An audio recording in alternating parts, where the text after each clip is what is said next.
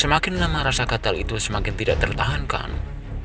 Ia pun cepat berguling-guling ke tanah dengan harapan rasa gatalnya akan hilang. Tidak lama kemudian, tubuhnya sudah berubah menjadi ular naga yang sangat besar.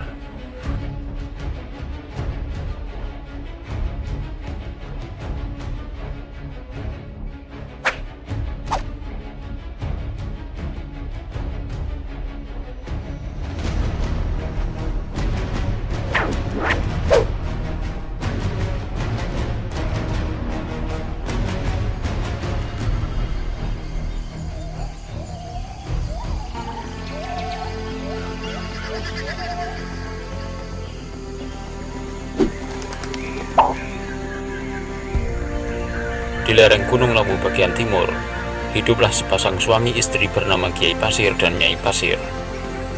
Mereka tinggal di sebuah pondok kecil, terbuat dari anyaman bambu, beratapkan dedaunan.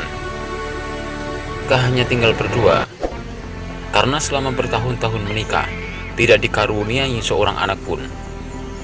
Tempat tinggal mereka juga sangat terpencil, sangat jauh dari pemukiman warga, sedangkan untuk memenuhi kehidupan sehari-hari, mereka menanam umbi-umbian di sekitar pondok. Sayuran dan buah-buahan didapat dengan mudah di hutan sekitar. Kadang-kadang, Kiai Pasir berburu binatang untuk lauk. Daging binatang dikeringkan sehingga dapat disimpan untuk waktu lama.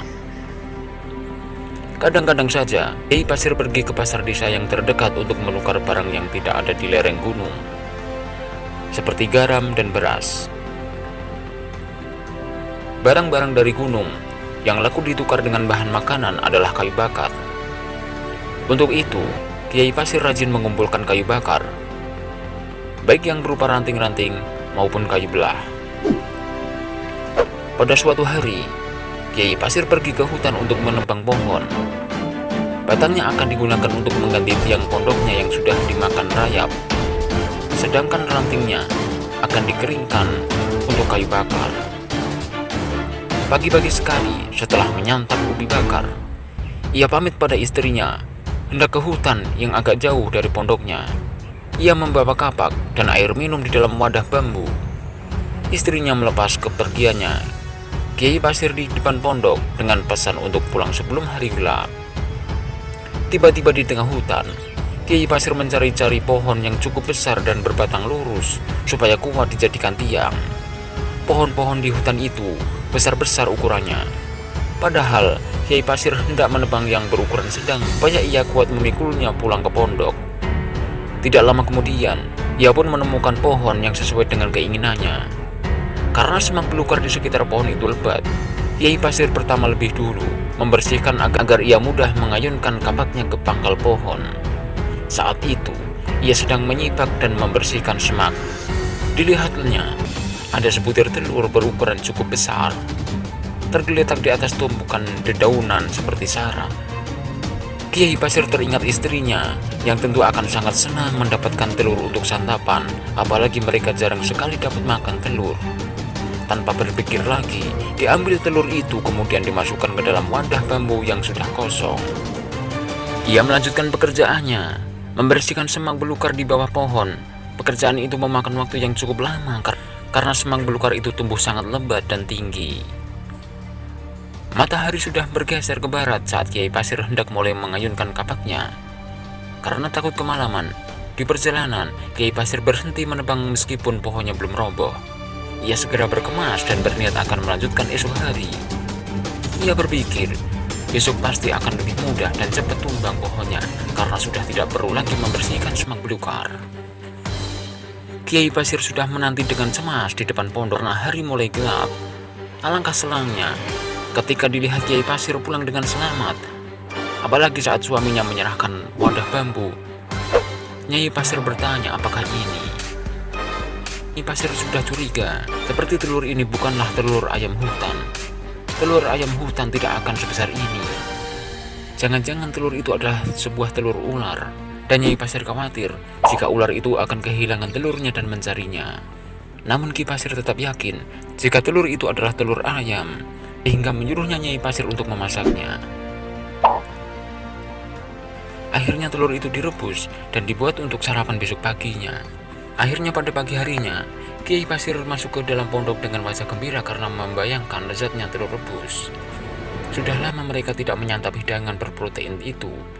Nyai Pasir membelah telur itu menjadi dua, yang satu diberikan kepada Kiai Pasir dan satunya disantap sendiri. Setelah selesai bersantap, Kiai Pasir berangkat ke hutan dengan membawa peralatan seperti biasanya. Nyai Pasir mengantarkan hingga ke halaman pondok.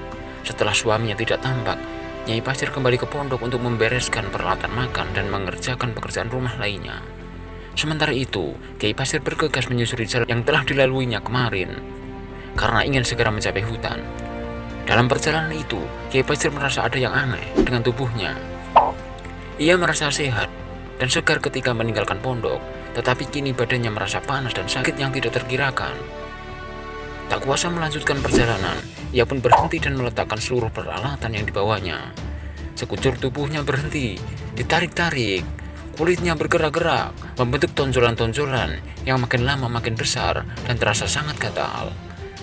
Semakin lama rasa gatal itu semakin tidak tertahankan. Ia pun cepat berguling-guling ke tanah dengan harapan rasa gatalnya akan hilang. Tetapi apa yang terjadi? Yang terjadi justru sebaliknya, rasa gatal semakin menjadi dan tubuhnya serasa kian membengkak dan memanjang. Tidak lama kemudian, tubuhnya sudah berubah menjadi ular naga yang sangat besar. Ular jelmaan Kiai Pasir itu terus berguling-guling di tanah menuju arah pondoknya untuk melihat keadaan Nyai Pasir. Tempat sepanjang ular naga berguling menjadi cekungan dan makin lama makin luas. Tanpa diketahui Kiai Pasir, di pondoknya Nyai Pasir juga mengalami hal yang sama. Setelah suaminya pergi, Nyai Pasir merasakan tubuhnya sangat panas, sakit dan gatal-gatal. Karena tidak tahan menahan sakit dan gatal, Nyai Pasir juga rebah dan berguling-guling di tanah. Tubuhnya kian memanjang dan membesar sehingga berubah menjadi ular naga yang sangat besar. Ular naga jelmaan Nyai Pasir itu berguling-guling terus di luar halaman pondok ke arah perginya Kiai Pasir. Tempat bergulingnya ular naga Nyai Pasir itu juga membentuk cekungan yang kian luas dan dalam.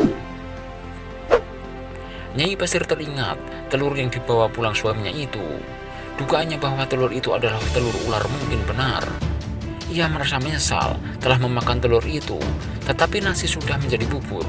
Semuanya sudah terjadi dan tidak dapat dikembalikan ke keadaan semula. Naga jelmaan Kiai Pasir dan Nyai Pasir akhirnya bertemu. Mereka berada di tengah-tengah cekungan yang luas bekas mereka berguling. Tidak kuasa, mereka menahan air mata karena menyesal telah memakan telur yang bukan miliknya. Rasa gatal pun tak kunjung hilang, hingga mereka terus berguling-guling, menyebabkan cekungan di tengah kian lama kian dalam. Tiba-tiba cekungan terdalam itu menyemburkan air yang sangat deras, hingga dalam keadaan yang tidak terlalu lama, cekungan besar dan luas itu penuh terisi air dan menjadi telaga yang sangat besar. Ular naga jelmaan Kiai Pasir dan Nyai Pasir hilang bersamaan dengan berubahnya cekungan itu menjadi telaga. Penduduk sekitar mengetahui peristiwa terbentuknya telaga itu, menamainya dengan Telaga Pasir. Diambil dari nama Kiai Pasir dan Nyai Pasir. Lambat laun masyarakat menyebutnya dengan Telaga Sarangan karena telaga itu berada di desa Sarangan. Telaga Sarangan juga dikenal sebagai Telaga Pasir adalah telaga alami yang berada di ketinggian 1200 meter di atas permukaan laut dan terletak di lereng Gunung Lawu, Kecamatan Pelausan, Kabupaten Magetan, Jawa Timur. Telaga ini berjarak sekitar 16 km arah barat kota Magetan. Telaga ini luasnya sekitar 30 hektar dengan kedalaman 28 meter dengan suhu di antara 15 hingga 20 derajat Celcius. Telaga Sarangan mampu menarik ratusan ribu pengunjung. Telaga Sarangan adalah objek wisata andalan Kabupaten Magetan.